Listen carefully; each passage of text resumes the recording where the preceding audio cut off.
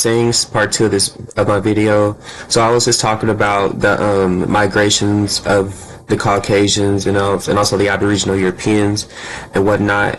As far as the Atlantean culture or civilization, as I said before, they originated here in Northwest Africa. Okay, this is the heart and soul of Atlantean culture is Northwest Africa and Micronesia. Now, from this point, from this locale, Atlanteans spread their culture all the way across the ocean to the Americas, to Europe, to Asia, and beyond.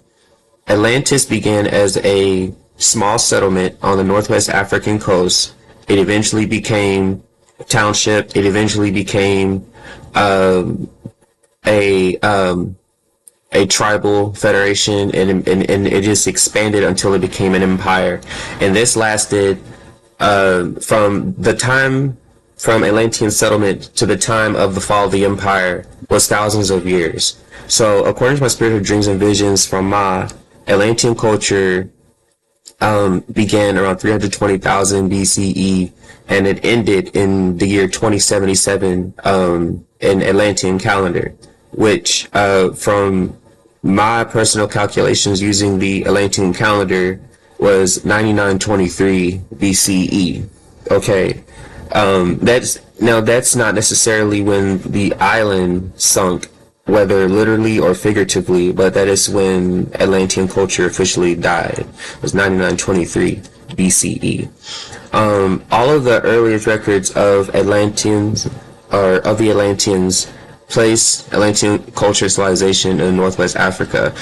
Herodotus is one of them. So as you see here, Atlantis, Northwest Africa, you see the Atlas Mountains, and so forth. And I found other sources that I figured were very interesting that I will read to you. I'll start with this one. United in one or more islands called the Atlantic Islands, which have been given the name to the Atlantic Ocean and were first populated by the Darans and Korans, or Western Atlantes.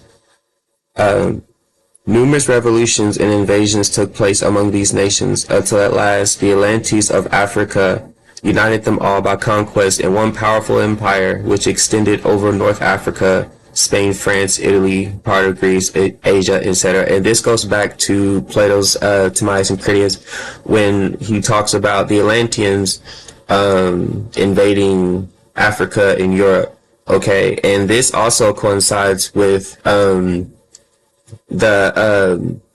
how shall I say, the conquest of the last queen of Atlantis, Queen Marina, which I will speak about, because she is the one who sparked off the conquest to invade North Africa from the Atlantic shores all the way to Egypt and eventually Greece, which is probably where the story of Atlantis from Plato's Timaeus and Critias derived from. And then we see here, they called them, it was during the splendor of this empire that America was discovered by some bold navigators who were led by the trade winds to the West Indies in a few days from the Atlantic Islands. Who were led by the trade winds to the West Indies by a few days from the Atlantic Islands. Okay. They called them Antilla Islands, which meant before the land, and America was called Atala, or Great Atlantis. Atlantis Insula. This is Atlantis.